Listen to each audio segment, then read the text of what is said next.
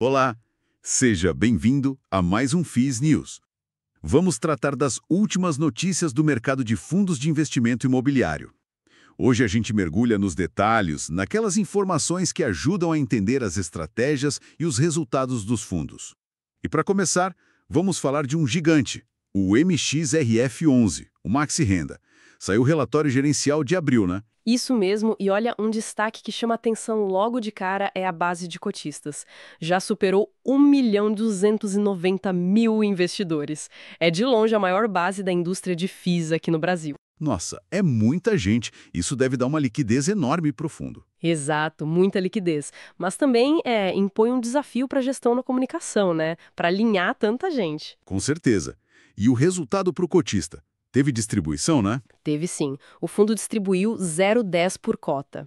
Isso foi agora em 15 de maio, referente ao resultado de abril. 10 centavos por cota. Isso em termos de yield mensal deu quanto? Deu 1,09% ao mês. Se a gente fizer aquela conta com o gross-up de 15% de imposto, dá uns 127,5% do CDI. É um rendimento interessante. Bem relevante. E de onde veio esse resultado? Caixa do fundo? Bom, o resultado caixa de abril foi de 44,08 milhões. Isso dá 0,018 por cota, um pouquinho acima do distribuído. A maior parte veio dos CRIs, quase 38,1 milhões de reais. Depois, FIIs, com 5,5 milhões e permutas financeiras com 3 milhões.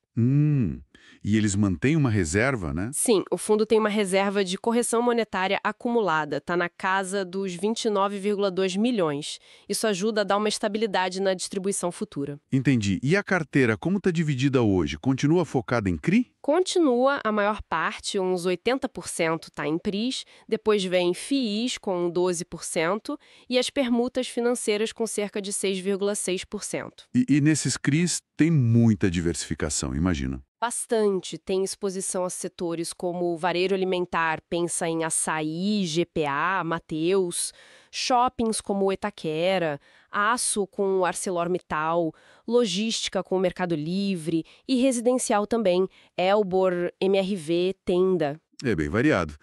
Mas sempre tem aqueles casos que exigem mais atenção, né? Como está o acompanhamento do CRI Heart e do CRI Nex? Pois é, esses são pontos de atenção. No CRIHart, o fundo teve que executar a garantia, ficou com o imóvel lá em Santos. Já o CRINEX, que está inadimplente, a gestão está buscando recuperar o valor via garantias. É a gestão ativa de risco de crédito em ação, né? Precisa acompanhar de perto. Certo. E nas permutas financeiras, de onde veio aquele resultado? Aquele resultado de 3 milhões de reais veio do projeto Brooklyn 2. E tem outros projetos em andamento, sabe? Brooklyn 3, Pinheiros 1, Brooklyn 4, todos em São Paulo. São projetos que devem gerar resultado mais para frente. Entendido. Bom, saindo do MXRF11, vamos agora para o TRXF11, o TRX Real Estate. Teve um fato relevante bem importante por lá, né? Sim, um movimento grande. O fundo celebrou um compromisso de compra e venda para adquirir, olha só, 13 imóveis. 13 imóveis. E o valor dessa transação? É um valor bem significativo, 543,48 milhões. Uau! E que tipo de imóveis são esses, para quem estão alugados? São imóveis principalmente locados para nomes de peso, sabe? Pão de Açúcar, Extra, Açaí Atacadista. E também tem Delboni, que é do grupo DASA. Bons inquilinos.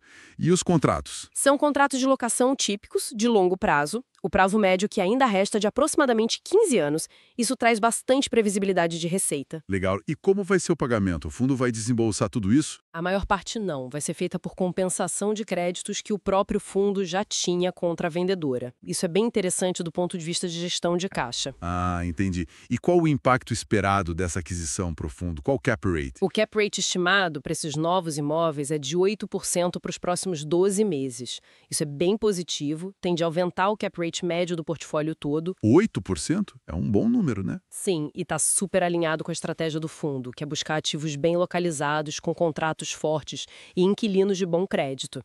A expectativa é que ajude a estabilizar a distribuição recorrente. E reforça aquela tese da gestão ativa, né? Porque comprar 8% de cap rate depois de ter vendido outros ativos com cap rates menores... Exato. As últimas vendas, como Açaí Patinga, 6,80%, e GPA Santo André, 6,80%, tiveram cap rates mais baixos. Isso mostra uma reciclagem eficiente do portfólio, né? Vende mais caro, compra mais barato, em termos de retorno. Faz todo sentido. E tem mais algum benefício? Sim, aumenta a presença do fundo em São Paulo, que é um mercado-chave, e ainda tem um potencial extra. Eles imóveis têm possibilidade de expansão de área construída, mais de 10 mil metros quadrados. Pode gerar valor lá na frente. Ótimo. Para a gente fechar essa rodada de notícias, vamos falar do GGR-C11, o GGR Cuvep Renda. Teve uma comunicação sobre a participação deles num outro FII, o Alfer Renda Urbana, o ARURB11, né? Isso. O GGRC11 informou ao mercado sobre uma compensação financeira de créditos.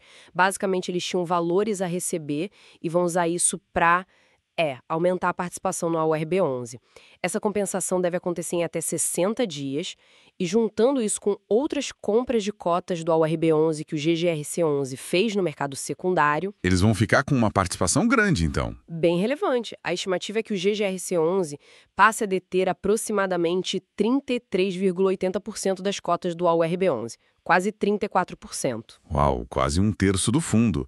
E o que isso significa na prática? Qual o objetivo? Bom, com uma fatia desse tamanho, o GGRC11 passa a ter uma influência bem considerável nas decisões do AURB11, né?